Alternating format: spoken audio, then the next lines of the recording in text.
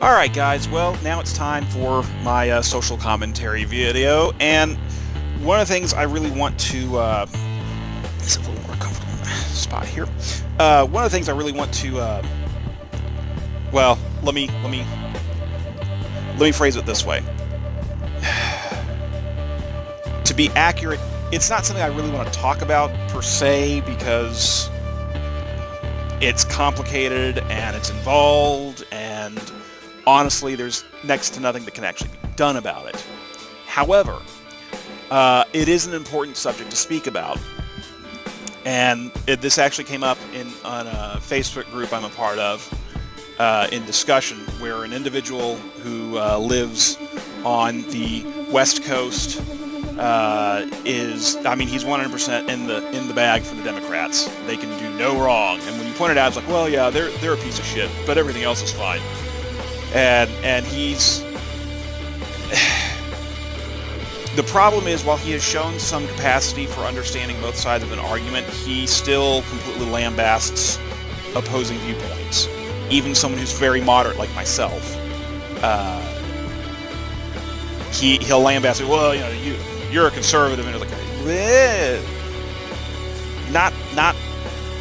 not really, certainly not by the modern standard, because the modern conservative is not conservative. Okay, they're big government, just like the modern liberal. Okay, and something I'll be talking about in another video that I actually am writing out an outline for is the problem with the labels that we use in social and political discourse right now, because they are by and large disingenuous, inaccurate, misrepresenting, and they're just bullshit is what they are. But that having been said, the thing I want to talk about is the border crisis. And let's be honest, that's what it is. It's a crisis. Now, for those of you who maybe don't live in a border state like myself, I live in Texas. We're a border state behind California insofar as illegal crossings. Now, Arizona and New Mexico have kind of caught up here recently in the last 5 or 6 years, but Texas sees, I think, almost as many, about 10 to 20% less overall traffic across the border than California does, insofar as illegal activity. I think we're neck and neck as far as like commerce and legal border crossings. Just for whatever reason, I don't have my notes with me, stupidly, so I don't have any hard numbers on you. But from what I understand, the last thing I remember reading online, insofar as legal trade and legal crossings, people coming and going, visiting family or working or whatever legally, Texas and California are within like a couple 10,000, 20,000 people a day, and million something per year. So it's close. But being in a border state, even though I don't live anywhere near the actual border, Texas is the second largest state in the union. It is literally like a 6.5-hour drive to get from here to Houston, and then another 3-hour drive almost, depending on traffic, like 2.5 hours to get from Houston down to Brownsville at the bottom of the state. To get to the closest border with anywhere, I have to go north like 3 hours to get to Oklahoma, where I live. I live in the Dallas-Fort Worth area. So, and it's the one of the top 4 or 5 fastest growing areas in the entire country right now, right behind like Houston, Austin, and a couple other cities that aren't in Texas that I can't recall. It's like the top 5 fastest growing cities the last 2 years, 3 years. 3 of them are in Texas, or areas, not cities, municipalities unto themselves. Because where I live, it's like a dozen different places. It's like Dallas, Fort Worth, Arlington, Denton. The mid-cities, Arlington, all over the place, all around the airport and everything therein.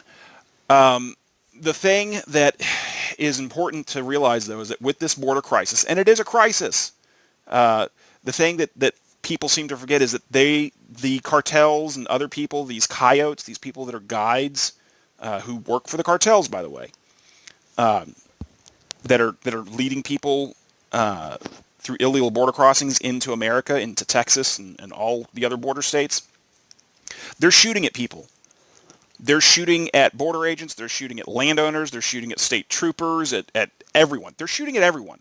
Okay? Now, they're not shooting all the time. It's not like they're doing a 18th century full side, line up in ranks and start firing. Because if they did that, they would all be dead, and it would be tantamount to the prelude to invasion. And last time I checked, we don't still have plans to invade Mexico on the table. A couple hundred, 100 years ago, maybe, couple hundred years ago, that was something they considered. I mean, there was the Mexican-American War shortly after Texas joined the Union. Before the Civil War, that happened. There was a lot of confrontation. It's not quite that dire, but it happens. Not a week goes by, you don't hear at least one or two reports, if you pay attention to the local news, especially down there on the border, if you're in Texas or one of the other border states, where someone isn't talking about someone shooting at them, throwing rocks, anything. And there have been landowners that live down there in the Rio Grande Valley on the border, by the river, had people armed to the teeth walking by saying, "You stay in your house. We're coming through. If you try to stop us or you do anything else, we're going to kill you." This has happened. There are reports. You can Google that shit. It's there to be found if you're willing to dig. And that's the thing that bothers me, is that people aren't willing to dig. And this guy put up a meme saying, "Oh, Trump is just like Hitler. There's this Holocaust happening on the border. There's children in danger and dying, and they're separating families. They're molesting them." Okay, look, the reports are all over the map. If you do your research, there's a lot of bad stuff happening. Yes, people are dying, but more often than not, when these people are coming here and they're dying, they were already around the bend when we found them. Okay? Several times, Border Patrol or local law enforcement has come across someone, or the military has come across someone who's, they're dying. They render aid, they take them to a facility, they try to help them, and they expire anyway. Are they dying in the facilities in holding pens? That's less clear. Are children being separated? Well, yes, by law. If you're a citizen in the United States, you commit a crime, your kid's with you, they don't lock your kid up with you. Okay? Think about that for a second. Now, they're not citizens, but they've committed a crime in the United States territory. They're being locked up and detained in the United States. We don't do that. You just don't. Now, why don't we do that? Well, there are rules for this. Do I think we should keep families together? Well, I'm not opposed to it if you can figure out the logistics of making it work. Sure.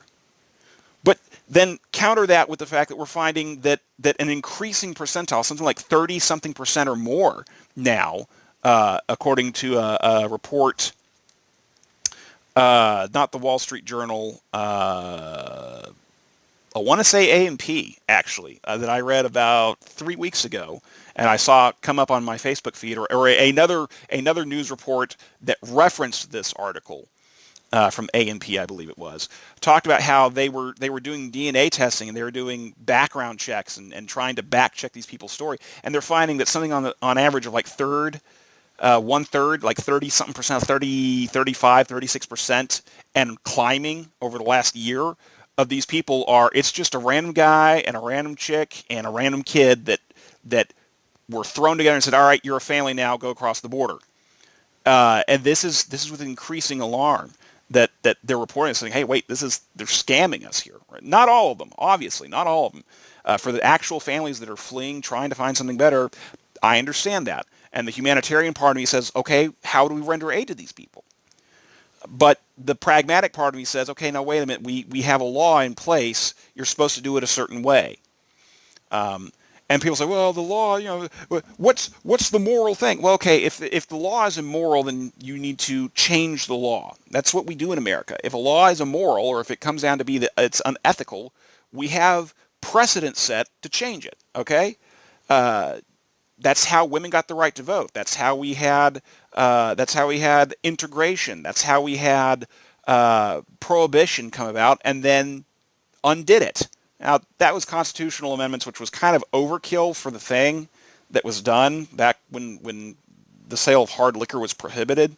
Like beer, kinda, you could drink some places and you couldn't really move it around. It just had to be a local brew type thing. But now we see the same thing with drugs and stuff.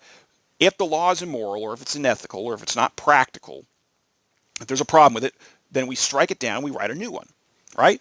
Well, that's what people who understand the problem, people who live in border states, like myself, for the last 10 years have been saying, look, we need to fix the immigration system. That doesn't just mean blanket amnesty. Now, I'm not opposed to giving people amnesty, like the dreamers, people that were brought here as children or who were born here as anchor babies or something.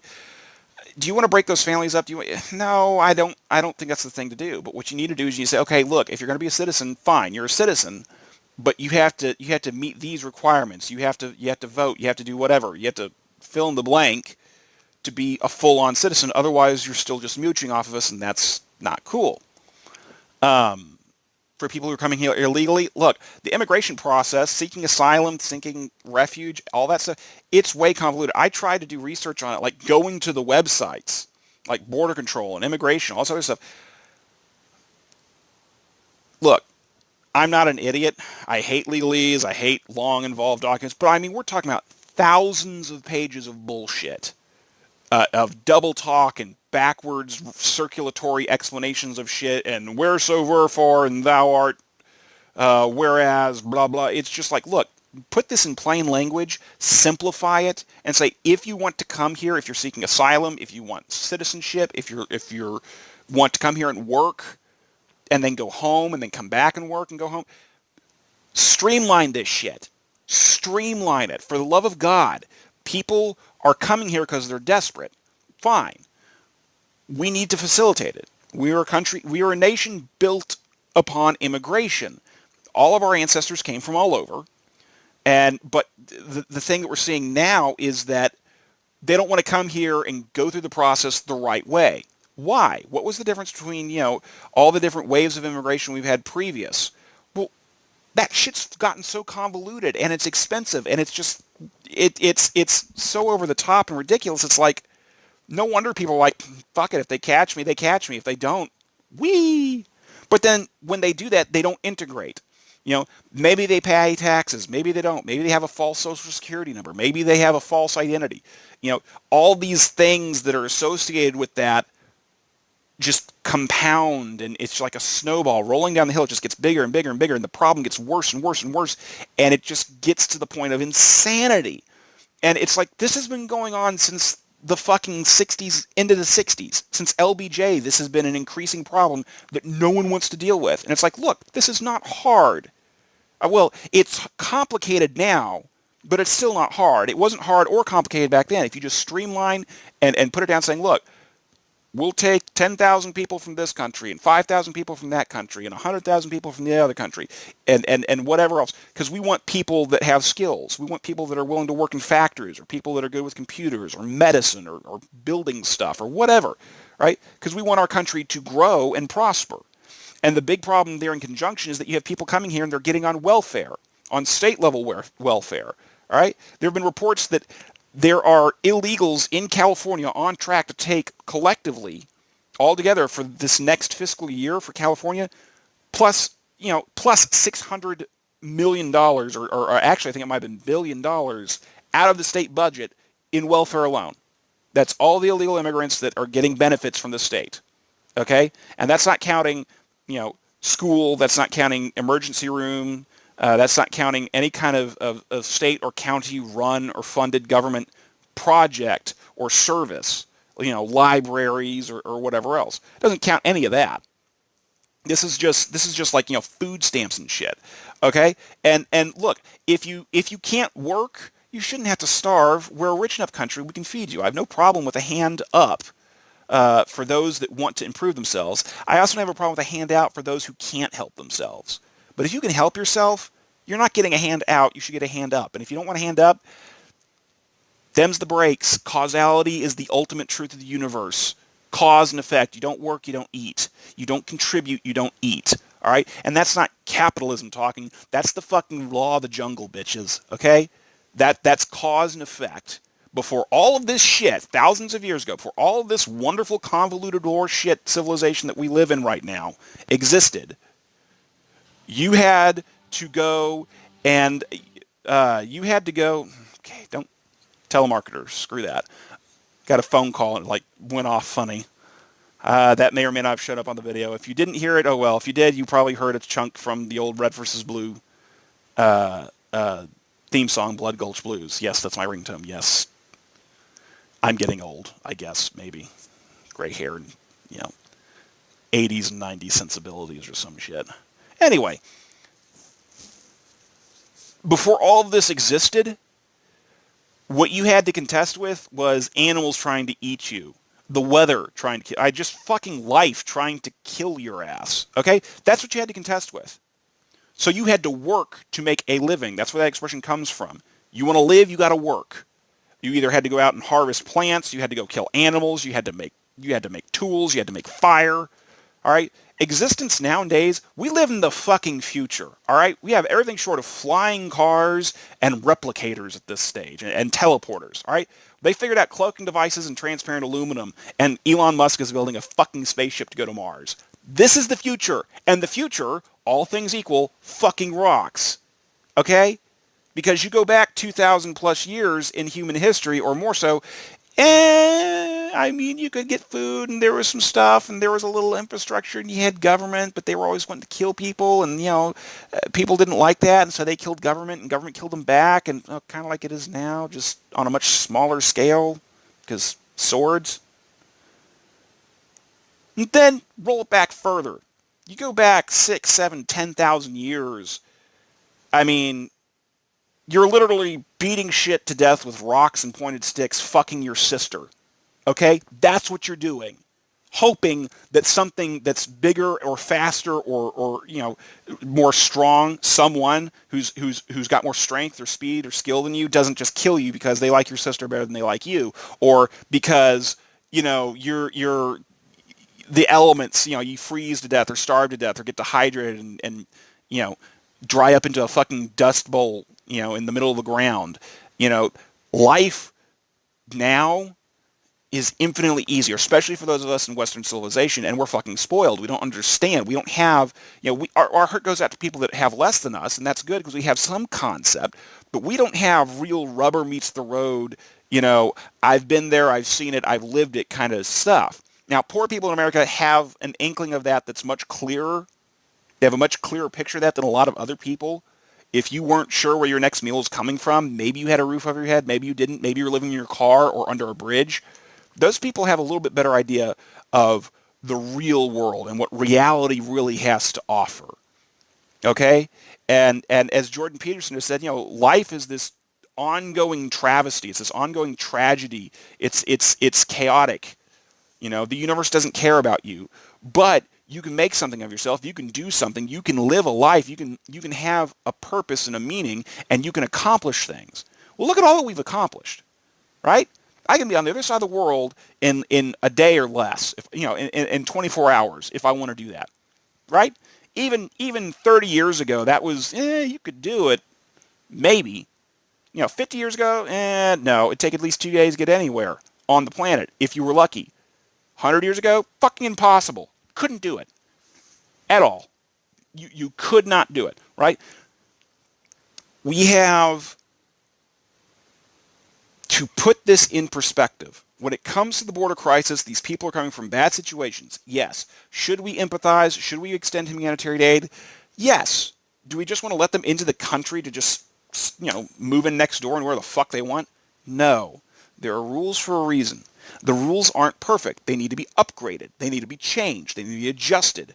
Okay? They need to be simplified. But that doesn't mean that we ignore them. All right? That's ridiculous. If I decided I liked my neighbor's apartment better than mine, I just kicked the door in and sat down on their couch and started eating, grabbed whatever was laying around, started eating. If they didn't shoot me, because this is Texas and most of us have guns or baseball bats or swords, if they didn't just murder my ass or throw me out, they'd call the cops. Why? Because I'm intruding. Now, the difference and distinction there is that's private property and we're talking about a nation. Well, the nation itself belongs to all of us because we all are here and we have all decided by staying here that we want to have a society together, that we want to have a country. Well, then there are rules. And if we don't enforce the rules upon visitors, guests, intruders, when do we stop enforcing the rules upon ourselves? Right? When does chaos start to reign? And more to the point, why do people want to say that Hitler's just, come back to us in the form of Trump? Trump is not Hitler, okay? And calling the border crisis and what's happening to people, and yes, it's a problem. We need to have better funding. We need to have more manpower. We need to have more judges, more border patrol agents, more law enforcement officers, just more doctors. We need more people and more resources on the border to deal with this. Resources on the border. Excuse me, I'm getting a little ADD, and it's my lunchtime. Or dinner time, I should say. It's coming up on my bedtime now.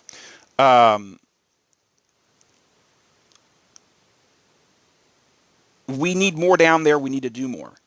We can do more. We should do more. It's the ethical thing. But the moral thing is also to enforce the law. Now, legalities should not dictate morality, but morality dictates that if there is a law, you should, in good conscience, abide by it. And again, if the law is unjust, or if it's broken, or if it's not effective, or if it's outmoded, fix that shit. No one's talking about actual immigration reform. They haven't talked about it in forever. Anytime they say immigration reform, they're saying amnesty. That's not reform. That's just kicking the can down the road. And America's history is rife with us allowing Congress to kick the can down the road until shit goes critical. I mean, that's what happened with the Civil War. That's what happened, I mean, with every war that has taken place on the American continent that the United States has taken part of, post-Revolutionary War. That's from Congress and the people allowing Congress to kick the can down the road rather than saying, okay, this is the problem. We need a solution. Any solution. And then we need to act on it. Okay? I mean, these politicians, these talking heads are saying all this wonderful sounding shit across the board, especially in this subject, but they haven't actually, put forth any ideas or plans of action that are worthwhile or meaningful or effective or will change anything. So we grant amnesty to another 20 million people. Great. What about the next 20 million people in another 20 years? How does this work? It doesn't. It doesn't work. If you just stopped for a minute and thought this through logically in a linear, concise fashion, you start to realize this is a self-perpetuating problem because we have not addressed the major issues. We have a welfare state that's getting bled dry by our own people and now immigrants, legal and illegal. All right? We have laws across the board from gun control to fucking, ethics codes and shit for government to immigration that we're not enforcing because we have 500 million different laws and codes that no one can possibly keep track of them all. And then on top of that, we have people who want to scream about how our president, and look, I voted for the guy initially. I'm not convinced I'm going to vote for him again. I like certain things he's done. I am baffled by other stuff he's done. There are other things I don't give a shit about. And then there's another list of things, almost as long as the stuff I like, of shit that I really wish he would stop doing because it's retarded. Okay? I'm not a Trump sucker here or whatever, okay? I like him for some specific things. I like his candor. I like the fact that he hits back. I like the fact that he has done some tax cuts. I like the fact that he is trying to do things that are beneficial. But then he also does a lot of other stupid stuff that seems to counterweight this. So it's like, okay, we've elected a true moderate egomaniac here. He's not really a Republican. He's not really a Democrat. He's just whatever the fuck he feels like when he wakes up that morning and takes a bite of his breakfast cheeseburger or something. Okay, I can work with that. I wish he'd shut his mouth up. I wish he'd back check himself before he starts running his mouth on things. But he's who he is. Fine. He's the next asshole to sit in the big chair. And the next guy will likely be an asshole too. That's just the way it is. But to equate Trump to Hitler is retarded. And here's the biggest reason why. And I'm going to close with this because this is really the salient point. Okay? Hitler was killing his own citizens. He earmarked a specific group of people that were citizens, that were his countrymen, and he's like, hey, they're the problem, fuck them. And that was it. Trump hasn't done that. Trump's saying, there are people coming here. There are people here already. They are not citizens. They are not our countrymen and women. They are not engaged in society to the same level that we are. Okay? They're not investing in it. They're not participating in it. They're not playing by the rules. They need to leave. If they want to come back, they're going to play by the rules. Now, the things that have happened on the border are bad. I don't like a lot of the shit that's gone down there. But the fact that we are seeing more apparent effort at this stage than previous is encouraging. Now, counter that with the fact that Obama actually deported more people than Trump at this stage, and almost as many people as Bush did by the time he was done with his presidency. Again, kick the can down the road. But it's disingenuous, intellectually retarded, and just manipulative as fuck to say, well, you know, Trump is talking like this. And look, I don't like some of the terms that Trump has used where he's talking about these people as if they're vermin or rodents or filth. I don't like that. That's dehumanizing. These are people. They're criminals, but they're still people. They're not trash. Okay? You throw trash in the trash, you burn it, you bury it, you whatever. You don't do that with a criminal. You lock them up. All right? There's a difference. Know the difference. And the way Trump is talking and the rhetoric he's using, the word choice that he is using, I take issue with. I don't like it. Now, I understand what he's trying to say. These people are here. They're coming here. They're not playing by the rules that you and I want to play by. All right? They're not participating in the society that you and I want to participate in. Okay? They're not respecting what our parents and grandparents and great-grandparents and everyone else built. They're coming here for a handout, or they're coming here to escape problems, and they're not doing it in the right way. Now, my heart goes out to these people that are fleeing trouble. My heart goes out to those people that are being drug across the border against their will in many cases, it seems.